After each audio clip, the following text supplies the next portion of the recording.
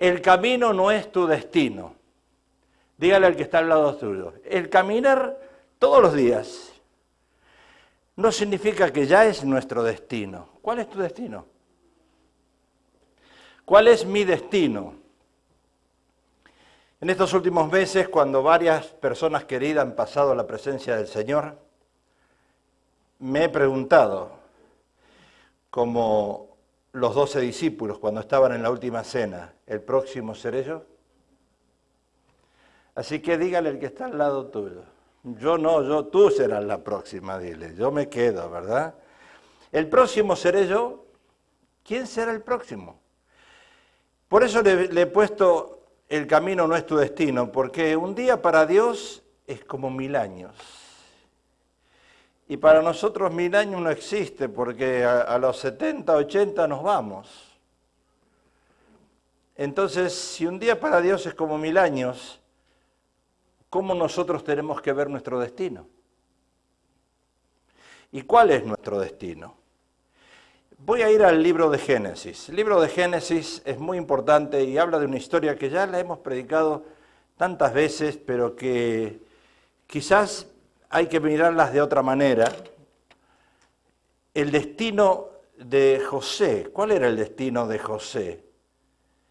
En Génesis 37 dice, entonces Judá dijo a sus hermanos, ¿qué provecho hay que matemos a nuestro hermano y encubramos su muerte? Venid y vendámosle a los ismaelitas, y no sea nuestra mano sobre él, porque él es nuestro hermano, nuestra propia carne, y sus hermanos convinieron con él. Querían matarlo a José. Habían hecho una trampa, le habían tendido una trampa para que José muriera. José, el niño más joven, el hijo más joven de Jacob, de Israel después. Alguien dijo, cada fin de año necesito meditar para iniciar un año nuevo diferente. Lo escuché hoy en la televisión. Lo dijo un técnico de fútbol. Preguntándole, llega diciembre, ¿qué vas a hacer? ¿Vas a seguir en el mismo equipo o vas a cambiar de equipo? Y es la pregunta que yo me hago. ¿Qué va a pasar después de diciembre de este año? ¿Has pensado en el año que entra? No voy a dar el año porque si no se queda grabado el año. Pero en el año que entra, ¿has pensado qué vas a hacer? ¿O es lo mismo para ti? ¿Todo va a ser igual? ¿Nada va a cambiar? Para este coach sí va a cambiar muchas cosas, porque él pensaba que muchas veces nosotros escogemos nuestro destino. ¿Usted se ha puesto a pensar en ese detalle? El apóstol Pablo dice que él prosigue la meta, día tras día él está prosiguiendo la meta. Él sabía que se iba a ir con el Señor. Yo también sé. Usted lo sabe. ¿No nos gusta? Claro que no nos gusta. Pero Pablo no decía, no bajaba los brazos, sino él decía, yo prosigo a la meta. Yo voy hacia mi destino. Y el destino de cada uno de nosotros se manifiesta en esa palabra, meta. ¿Cuál es tu meta para el año entrante? ¿Cuál es mi meta para el año entrante? Porque dependiendo tu meta está tu destino. ¿Piensas mudarte de país? ¿Piensas comprar un carro nuevo? ¿Piensas casarte? ¿Piensas, no sé, comprar casa? ¿Viajar? ¿Será tu destino un destino de lamento? Porque muchos de nosotros, cuando uno no tiene dinero, uno piensa, si yo no tengo dinero, como lo que está pasando hoy en día, lo que vemos en la televisión, 4000 y pico de personas viniendo de Honduras, de Nicaragua, de Guatemala, tratando de cruzar la frontera, porque no tienen para comer. ¿Será que mi destino es lamentarme todo el tiempo? ¿Verdad que algunos de nosotros vivimos lamentándonos todo el tiempo? ¿Será que el año que entra voy a ser una persona que siga lamentándome sin tener una meta fija? ¿Sin tener un destino fijado? En Génesis, cuando encontramos la palabra de Dios, que Judá le dijo a sus hermanos que querían matar a José, encubrir su muerte. Algunas preguntas que yo me hice cuando leí el pasaje, y son varias las preguntas que podemos hacernos, y esto solamente en señal de introducción. ¿Cuál era el trabajo de los hijos de Israel, de los hijos de Jacob? ¿Cuál era el trabajo en aquel tiempo que se usaba o se acostumbraba? Eran pastores que se trasladaban de un lugar a otro con sus ovejas para encontrar pasto, para darle de comer al ganado. ¿Cómo sabemos que Israel quería a José más que a sus otros hijos? Cuando usted lee la palabra de Dios y de toda la historia que es bien larga, ¿cómo sabemos que Israel quería más a José? Porque Israel le hizo a José una túnica elegante de muchos colores, y cuando usted tiene muchos hijos y usted hace diferencias de uno a otro y le regala una túnica a uno y a los otros nada, por supuesto que uno se da cuenta cuál es el hijo preferido. ¿O usted no se da cuenta cuál es su hijo preferido? Yo me imagino que sí, aunque muchas veces nosotros los padres decimos los dos son iguales. Al darse cuenta los hermanos de que su padre lo quería más a José, ¿cómo reaccionaron los hermanos? Dice la palabra que ellos llegaron a odiarlo a José. ¿Se imaginan ustedes entre hermanos? Llegaron a odiarlo. No lo saludaban por los celos, por la envidia. ¿Y cuál era el primer sueño que José relató a sus hermanos? Porque de ahí viene el problema. José les dijo, soñé que todos nosotros estábamos en el campo, haciendo manojo de trigo. De pronto mi manojo se levantó y quedó derecho, pero los manojos de ustedes se pusieron alrededor del mío y le hicieron reverencia. Imagínate usted, se levanta usted y le dice a sus hermanos eso. ¿Cómo no lo van a odiar? ¿Qué le dijeron los hermanos a José? Ellos le dijeron, ¿quieres decir que tú vas a ser nuestro rey? ¿Y que nos vas a dominar? Por eso ellos odiaban más a José, más lo odiaban. Ahora, hasta ese punto, usted póngase a pensar, y quiere agregárselo a la Biblia, no se lo puede agregar, pero ¿cuál sería el destino de José hasta ese punto? La muerte, el odio de los hermanos, la envidia. José tuvo después otro sueño en que veía que el sol, la luna y 11 estrellas le hacían reverencias a él, reverencias. Y cuando él relató este sueño a su familia, ¿cómo le reprendió a su padre? Israel le dijo a José, ¿qué quieres decir con este sueño que tuviste? ¿Acaso tu madre, tus hermanos y yo tendremos que hacerte reverencia?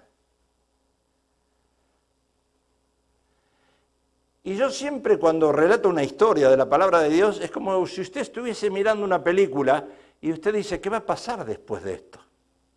¿Cómo va a terminar esa película? Y la pregunta que yo me hago es esta, y no tiene respuesta. ¿Cómo va a terminar mi vida? ¿Tú sabes cómo va a terminar la tuya? ¿Tú sabes dónde vas a terminar? ¿Tú sabes de qué manera va a terminar tu vida en esta tierra? ¿Y por qué un día Israel mandó a José para buscar a sus hermanos? El padre quería saber si todos estaban bien con ellos y con los rebaños. Y cuando los hermanos de José lo vieron venir a José de lejos, ¿qué plan hicieron ellos? Lo vieron venir, lo querían matar, hicieron planes para matarlos. El mañana no es nuestro, dice la palabra. Hoy es el día aceptable. ¿Qué puede pasar mañana con nosotros? Si nosotros nos planeamos y no tenemos una meta, ahí está el problema nuestro, que no hacemos meta. ¿Se imagina lo que pasó hoy? Eso no es hacer meta, eso es hacer una revolución. Se hizo una revolución, pero no es hacer meta. ¿Cuál hermano quiso librarlos a José de sus hermanos? Fíjese que Rubén quería librarlo. Siempre hay uno que se compadece de los otros. Y José era joven. Ahora, José era de hermoso parecer, dice la Biblia. Quizás tenía 17 años, 18, por ahí. ¿Se imaginan ustedes hoy en día que entre un muchacho joven, erguido, buen mozo, la envidia de los otros hermanos si no eran tan buen mozo como él? Bueno, acá yo creo que si tenemos un muchacho así, todas las hermanas de la iglesia quisieran ser ujieres para atenderlo.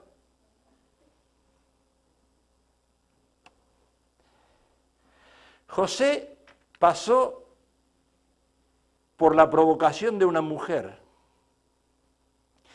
Estamos tratando de que tú imagines tu destino y que tú vayas haciéndote, no un brainwash, sino que tú vayas pensando en tu mente, si José pasó por tantas cosas, ¿acaso yo pasaré por las mismas? José tuvo que rehusar la provocación de una mujer. Aconteció después de esto que la mujer de su amo puso sus ojos en José y le dijo, duerme conmigo. Y hablando ella a José cada día, y no escuchándola a él para acostarse al lado de ella, para estar con ella, aconteció que entró él un día en casa para hacer su oficio y no había nadie de la casa allí, y ella lo asió de su ropa, diciendo, duerme conmigo. Entonces él dejó su ropa en las manos de ella y huyó y salió. Acá vemos que él pasó fue provocado. Hoy diríamos, fue un acoso sexual. Al revés, no son las mujeres acusadas, a veces también los hombres son acusados. Acosados, no acusados. Acosados sexualmente. José fue acosado. A pesar de eso, usted imagínese un joven, él no baja los brazos, porque él sabía que su destino era otro. Él ya sabía que Dios tenía preparado un destino para él. Ahora la pregunta que yo te hago, ¿tú sabes que Dios tiene preparado un destino para ti? La otra pregunta, ¿tú sabes cuál es tu destino? Claro, tú me dirás, pastor, eso no lo sabe nadie. Bueno, espera. A veces nosotros provocamos nuestro propio destino.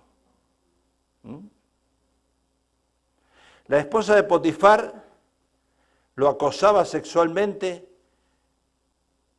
todos los días. Era como esa lluvia que cae sobre un techo, ¿verdad? Y hace ruido y dale, gotera continua a ese joven. Esa tentación que le ocurrió en el caminar de José, porque ese es el tema, el camino no era el destino de José, él caminaba, no le hizo bajar los brazos. ¿Fue una prueba difícil? Claro que fue una prueba difícil para José, pero él no bajó los brazos. Ahora usted me dirá, pero José era tipo de Cristo. Sí, tipifica a Jesús. Podríamos decir que José fue sin pecado. No podemos decir eso porque el único es Jesús, pero es tipología de Jesús. O sea que el camino no era el destino de José. José tenía un destino, tú y yo tenemos un destino. Yo me asusto, y me asusté ayer mucho, cuando le pregunté a una persona ahí afuera en el parque, en el estacionamiento, le pregunté, ¿cuántos años me das?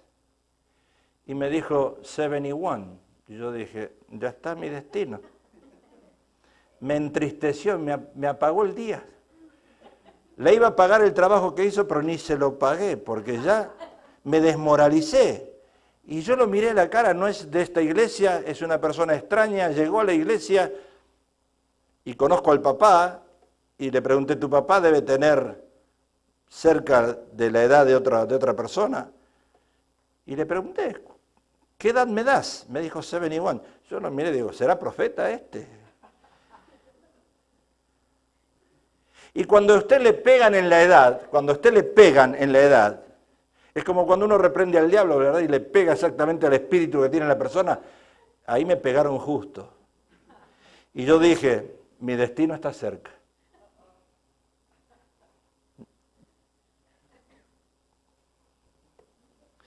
José también pasó por difamación.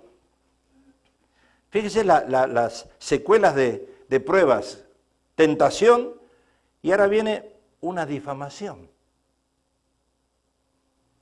Cuando vio ella que le había dejado su ropa en sus manos y había huido fuera, llamó a los de la casa y les habló diciendo, mirad, nos ha traído un hebreo para que hiciese burla de nosotros. Vino él a mí para dormir conmigo.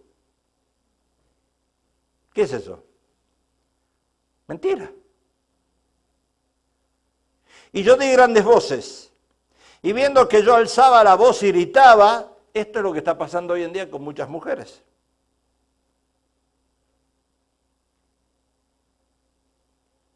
Dejó junto a mí su ropa y huyó y salió.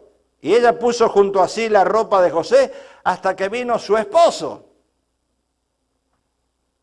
Entonces le habló ella las mismas palabras diciendo, el siervo hebreo que nos trajiste vino a mí para deshonrarme. Qué santa la esposa de Potifar. Qué santas son las mujeres hoy en día. El presidente Trump me abusó. Acá tenemos la prueba de que viene de atrás esto, hermano Nieto. ¿Verdad? Ahora, eso se llama difamación. Ahora usted póngase a pensar, usted está en una corte y usted es sentenciado, digamos no a muerte, va a cumplir un cargo criminal en una corte, y el juez le dice a usted que usted es A, B, C, D, E, F, G hasta la Z. Y usted dice, está loco este. ¿De dónde sacó todas esas cosas? Difamar es hacer o decir cosas que perjudican la buena fama, el crédito o la honra de una persona o una cosa. Cuando alguien se supone que algo pasó, supone que algo pasó, se imagina que algo pasó, cree que algo pasó y empieza a hablar con otros, sí, esto pasó. Es difamar. ¿Cuál fue la realidad? ¿Qué es lo que pasó? Porque el presidente Trump es difamado a diario y es presidente. El pastor fulano, los pastores fulanos son difamados por robarse el dinero de las ofrendas. La hermana Julia, que no es de esta iglesia, yo dije Julia por inventar el nombre, está tratando de seducir al ministro de Alabanza, que no es el hermano Gerí, no es otro. Pero eso se corre en las iglesias. ¿Y eso qué es? Eso es difamar. José pasó por esa difamación. La misma esposa de Potifar le dijo que él trató de abusarla.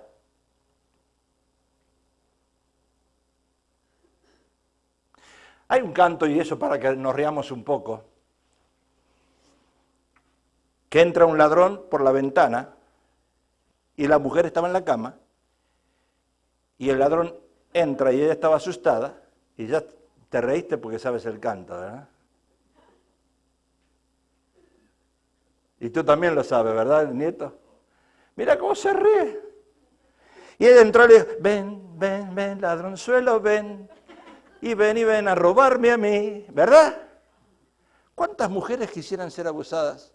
Y dice, ay, a mí no me tocó, yo no sé por qué a mí no me toca nunca. Algunas están orando para que venga un ladroncito y les toque algo. Y no llega. Y cuando las mujeres se escuchan que otras fueron abusadas, dirán, ay, qué suerte que tuvo.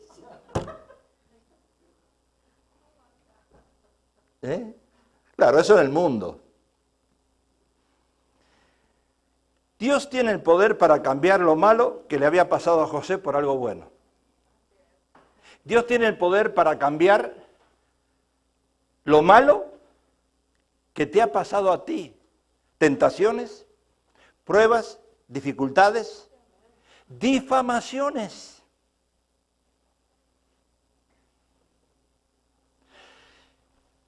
Pero lo que José hizo, no bajó los brazos. Porque cuando hablan mal de uno, la primera cosa que uno hace es bajar los brazos. ¿Sabe? Escuche, el doctor John MacArthur, predicando un día en la iglesia Grace Community Church, había un muchacho que el mensaje lo tomó literal y lo tomó para él. Porque escuche que esto es peligroso. Está bien que nosotros tomemos el mensaje literal, lo hagamos nuestro, dijimos, Dios me habló. Pero este muchacho tenía baja autoestima, no tenía noción de lo que era realmente un concepto bíblico para interpretación de un mensaje. Y cuando el pastor John MacArthur termina, el muchacho sale de la iglesia y se pegó un tiro y se mató.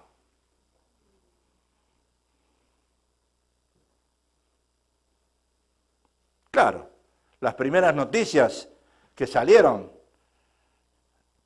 el pastor John MacArthur fue el culpable por predicar de esa manera.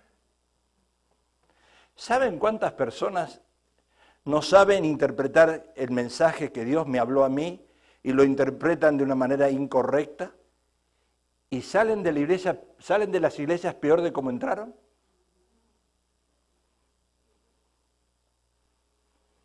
En vez de salir contentos porque Dios te habló, salen amargados.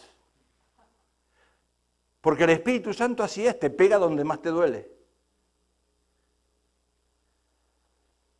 Sales enojado con el pastor. No con Dios, con el pastor. Tienes ganas de pegarte un tiro. En vez de decirle al Señor, Señor, tú tienes razón, cámbiame a mí. Cambia mi forma de pensar. Pero no lo hacemos muchos de nosotros. Ahora, José cuando tenía 17 años, apacentaba el rebaño con sus hermanos, era el más chico, hacía el mismo trabajo. Jacobo e Israel después amaba a José más que a todos sus hijos, porque era el hijo que Dios le había dado en su vejez. Por eso cuando nosotros pensamos en caminar y en nuestro destino, hay que pensar en esto porque esto es importante, porque Dios es un Dios de destino. ¿Saben? Los últimos 20 años para mí se pasaron volando. Yo quisiera volver el reloj para atrás. Usted me dirá, yo también, pastor. No, yo más. Porque todavía me siento con muchas fuerzas, con muchas energías y con muchas ganas de seguir adelante sirviendo al Señor. Me siento fuerte. Pero cuando ayer me dijeron que tenía 71, se me cayeron los brazos. Yo dije, no tengo para mucho.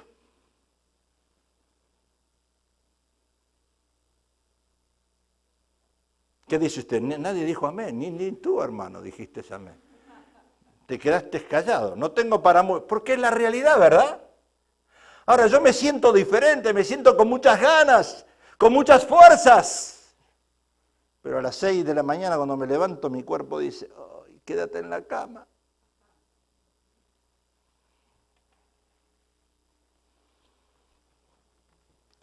Efesios dice Pablo, bendito sea el Dios y Padre de nuestro Señor Jesucristo, que nos bendijo con toda bendición espiritual en los lugares celestiales en Cristo, según nos escogió en Él antes de la fundación del mundo. Yo sé que este es un contexto teológico de muchos pleitos y controversias, porque no todos somos escogidos o somos todos escogidos. Para que fuésemos santos y sin mancha delante de Él, en amor habiéndonos predestinados para ser adoptados hijos suyos por medio de Jesucristo según el puro afecto de su voluntad. Acá esto es tremendo este versículo. Desde antes de la fundación del mundo Dios escogió, ¿a quién? Dios escogió sueños para poner delante de ti y para decirte, aquí está tu destino. A veces soñamos cosas. Soñamos y pensamos. ¿Cuántas veces viajamos nosotros soñando? Soñando viajamos a todo el mundo, nos conocemos el mundo entero, porque soñamos. Y así Dios nos presenta nuestro destino como si fuera un sueño. Uno se acuesta a la noche y no sabe si se levanta a la mañana.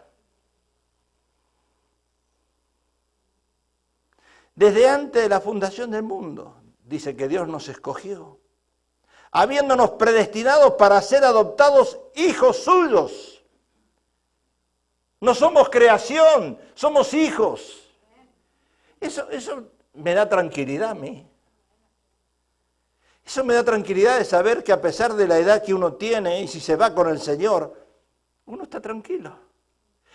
Uno es hijo de Jesús, hijo de Dios, no creación. Hay una gran diferencia en ser creación a ser hijos. Según el puro afecto de su voluntad. Y dice predestinado equivale a que Dios te eligió. Ahora yo no veo a ese Dios y no lo entiendo, lo tengo que aceptar cuando uno deshoja margaritas, ¿verdad? Yo lo hago con mi esposa y deshojo margaritas y digo, te quiero mucho, poquito y nada, te quiero mucho, poquito y nada, te quiero mucho. ¡Pum! ¿Dios era así? ¿Dios hizo así con nosotros? Te quiero mucho, poquito y nada, y a este lo sacó para afuera. Te quiero mucho, poquito y nada, y para afuera. Los que están cruzándose ahora la frontera, ¿acaso Dios lo dejó de lado?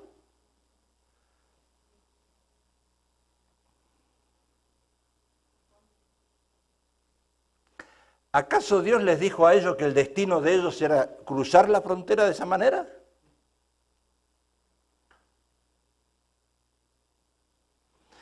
Entonces somos hijos de Dios y Dios ha predestinado un destino para cada uno de nosotros. Alguien dijo, el destino de uno ya está marcado. No, escúcheme, si yo voy con un carro, un automóvil, manejando, y cruzo un semáforo en rojo,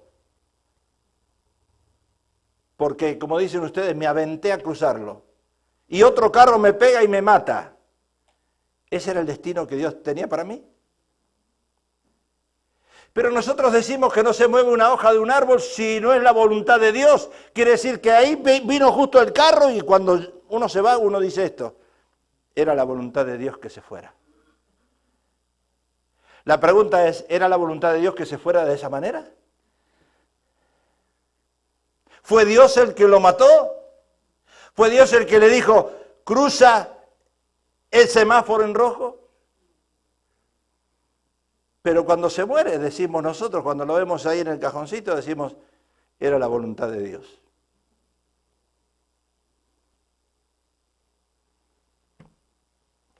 Lo interesante de esto es que Dios nunca se olvidó de José.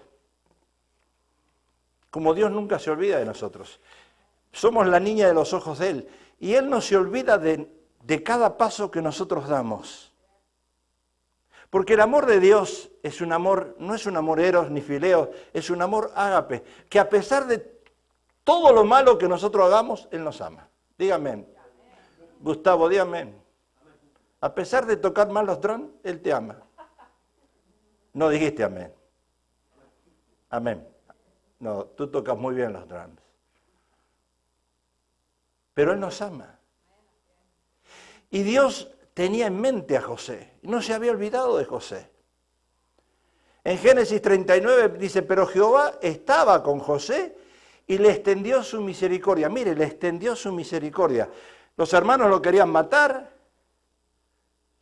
pasó por una tentación de una mujer que lo provocó, lo acosó, pasó por una difamación.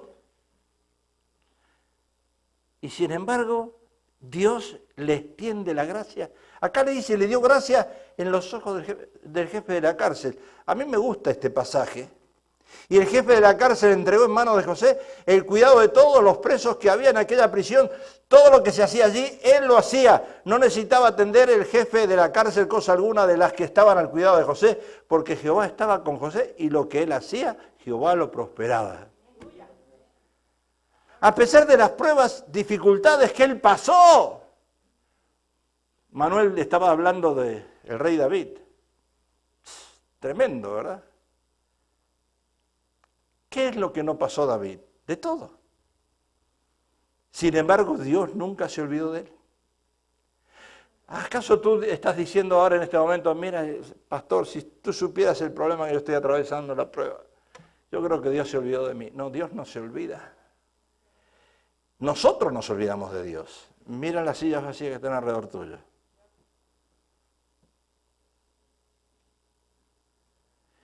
¿Qué alivio debió de sentir José al ver que Dios no lo había abandonado. Yo no sé si tú te acuestas con paz o no te acuestas en paz. No con paz con una persona, en paz. Es diferente acostarse con paz y es diferente acostarse en paz.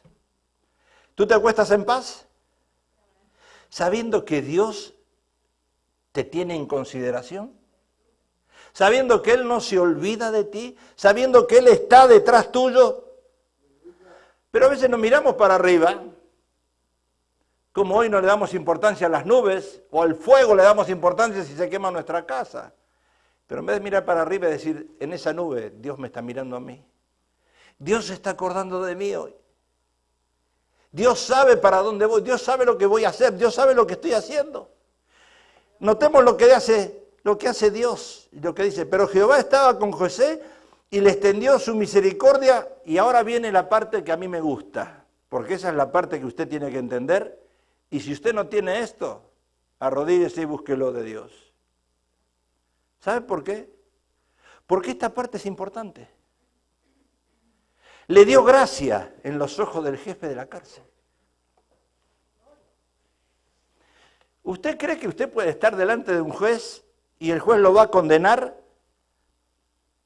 Y el juez lo mira en la cara y algo Dios le dice al juez, no lo condenes, es inocente.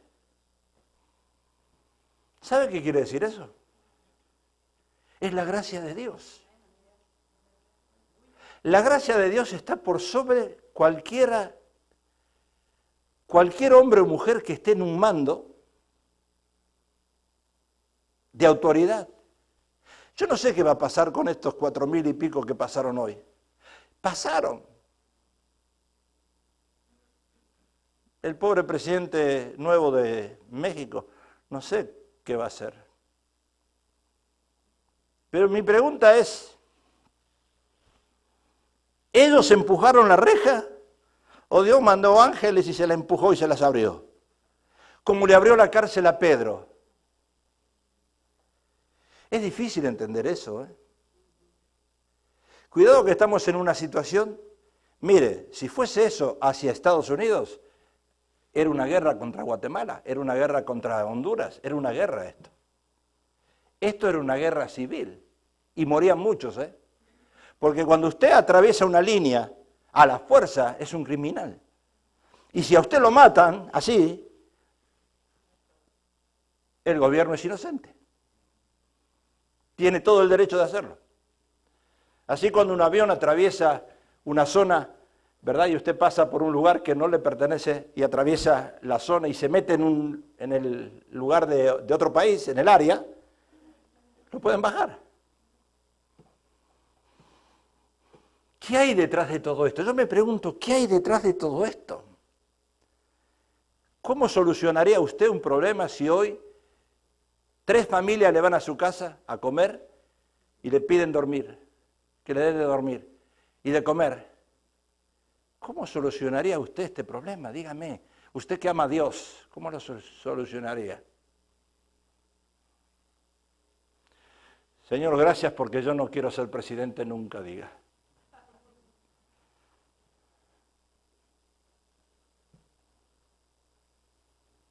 Ahora, Dios hace descender su gracia hacia los hijos que se humillan. Cuando uno se humilla, Dios lo exalta. ¿Será que esto es? Yo estaba pensando y pensando. Porque dice el necio en su corazón no hay Dios. Pero acá hay algo más importante acá. ¿Cómo le dirá el barro al alfarero? Dios, ¿qué estás haciendo? Nosotros somos barro. ¿Cómo le vamos a decir al alfarero, ¿y esto por qué? ¿Qué le podemos decir a Dios? ¿Cómo le podemos preguntar cuál es el destino de nosotros?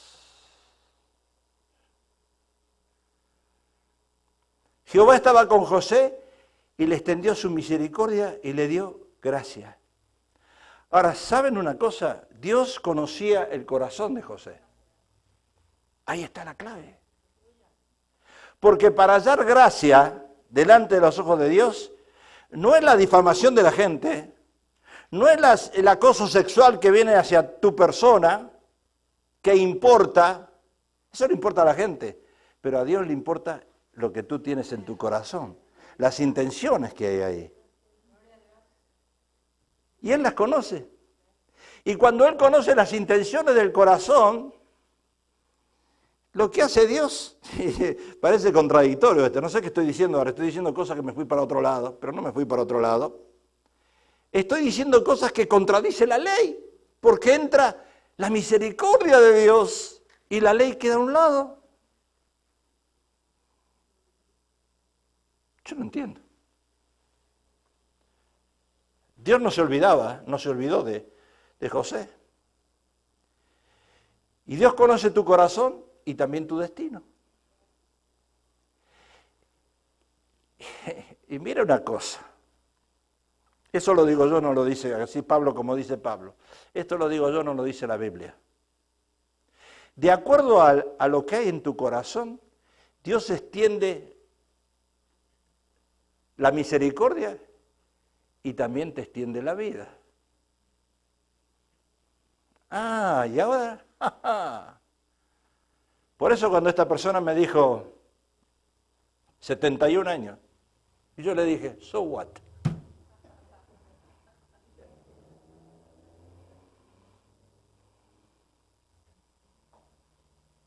Estoy manejando con más precaución que antes. Estoy teniendo más cuidado de antes en todas las áreas. Y Dios conoce el corazón de uno.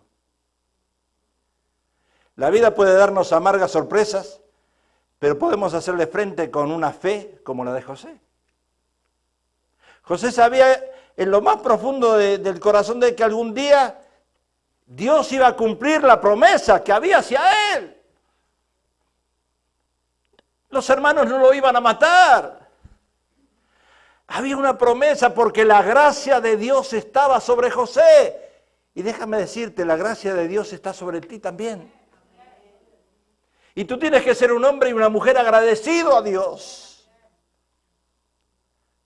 ¿Dónde estuvieras tú hoy si no conocerías al Señor Jesús? ¿Estuvieras aquí? José me mencionó estas palabras. Dice, me esforcé, me mantuve fiel y valió la pena. Aleluya.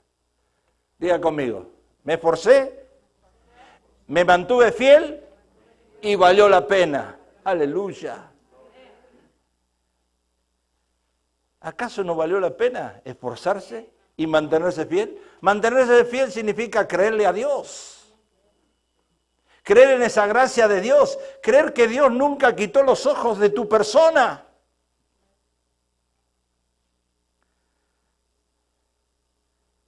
Aquí en esta iglesia le profetizaron a Leonardo, el hijo más pequeño nuestro, que hay un pastorado en su vida. Una vez predicó atrás del púlpito, se tiñó el pelo con talco blanco y me imitó a mí. Y él cree que me está imitando. Porque así vemos las cosas nosotros. Pero Dios la ve de otra manera porque tenemos un Dios gracioso.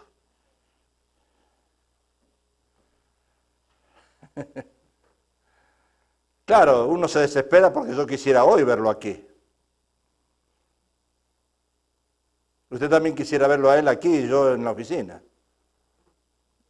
No dijo ni amén. ¿Qué pasó? Ni entendió lo que le dije. Me esforcé, me mantuve fiel, valió la pena. Y cuando él dijo eso, empezaron a llegar los años de abundancia. Porque las palabras tienen poder. Génesis 45.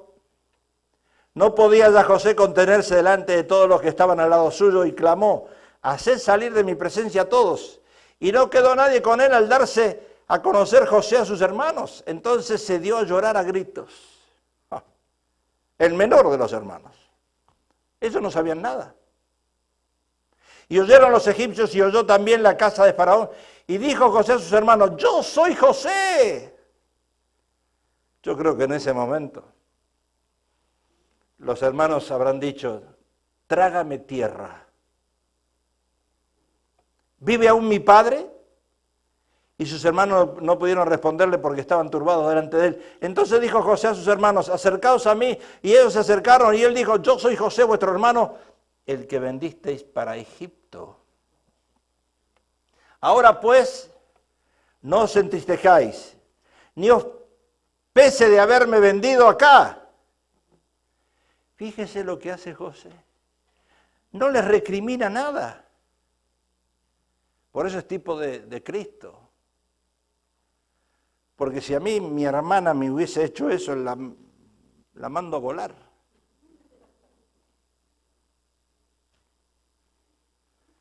José no hizo eso.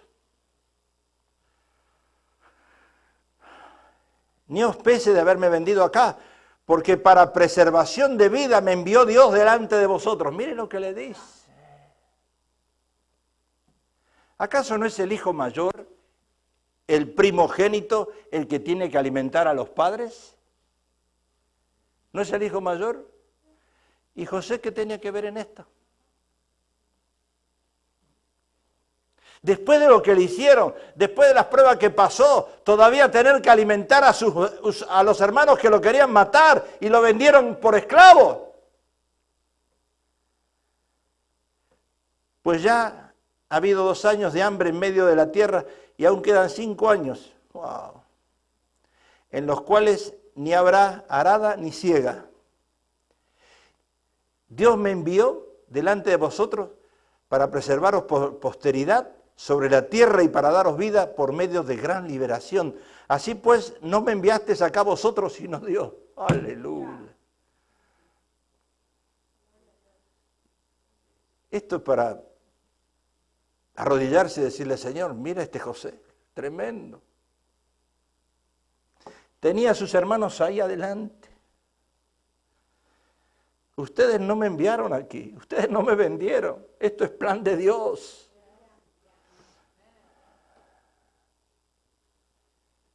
Por eso José sabía que su destino iba a ser diferente. Así pues no me enviasteis acá vosotros, sino Dios que me ha puesto por padre de Faraón y por señor de toda su casa y por gobernador ahora en las elecciones de noviembre de California. Este hombre necesitamos aquí en California. ¿Qué hubiese hecho José con esta gente que entró hoy? Oh, qué bárbaro, qué difícil, ¿no? José hizo su trabajo de guardar todos los alimentos posibles y dice, y luego vinieron los años de sequía.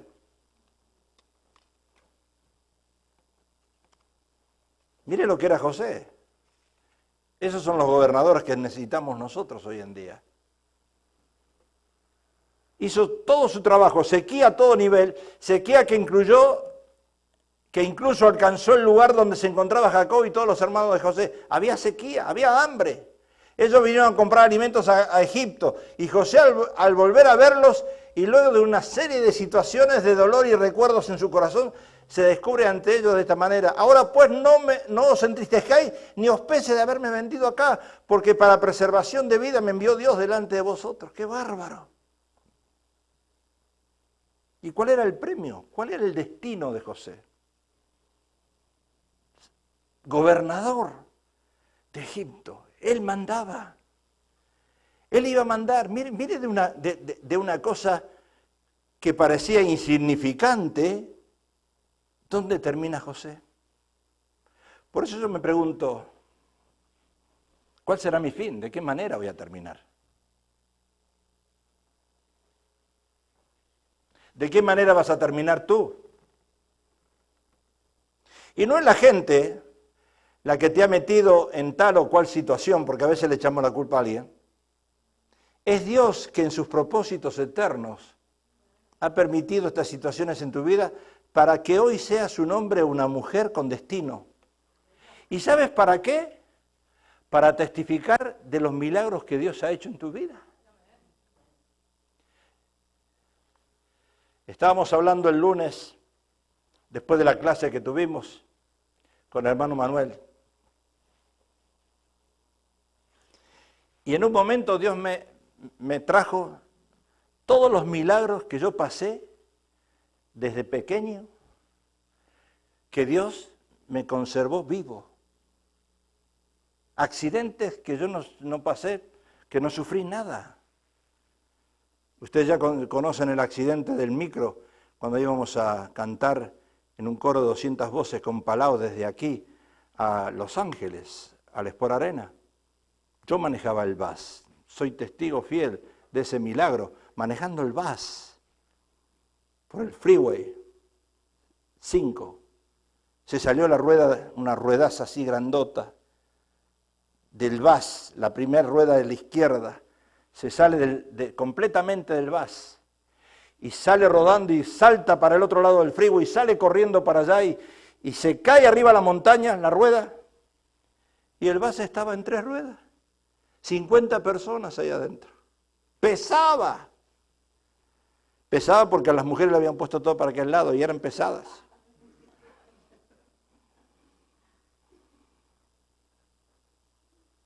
Y salimos ahí por la Western, en el freeway, en 3 ruedas, a 65 millas la hora, a las 2 de la tarde domingo, y no venía nadie en las otras líneas, y yo me fui corriendo 1, 2, 3, 4 hasta la salida, y cuando salimos, el bus hizo así, ¡pum!, y se empezó a incendiar, porque el eje rozó en el cemento y se empezó a incendiar.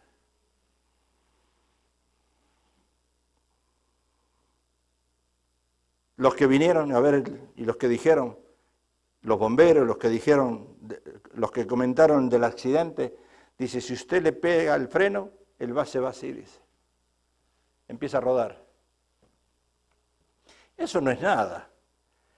Y tantos otros accidentes que Dios me sacó. Así que, usted ayúdame a orar y reprenda al diablo y reprenda a ese muchacho que dijo, yo tengo 71 años.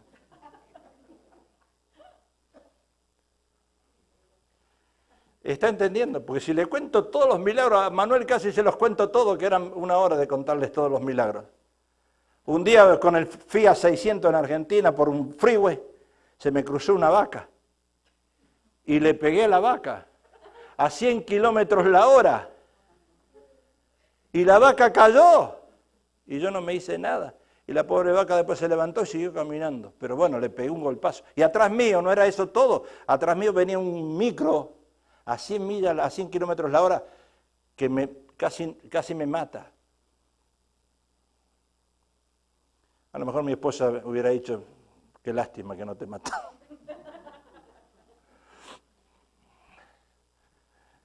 Hubiera sido libre, dice. ¿Qué? Fui preso por equivocación. Se pensaron que yo estaba en la Casa Rosada, en la casa del presidente. Me pararon, me llevaron adentro. Y yo que estaba trabajando y me vieron cara de terrorista, qué sé yo. 2 noches, una noche, gracias a mi esposa y al papá, que me sacaron. ¿Y cuántas otras cosas le puedo yo contar? Y yo estoy acá todavía. Algunos de ustedes dirán, qué lástima, pero bueno. O sea que Dios es el que va ordenando tu camino y va moviendo una serie de acontecimientos conforme tú vas avanzando. Pero, mira, si esto no es la gracia de Dios, ¿qué es? Es la gracia de Dios. Es la gracia de Dios. Cuando tú hayas gracia delante de los ojos de Dios, el enemigo está derrotado. Diga, el enemigo está derrotado. Denle un aplauso fuerte al Señor.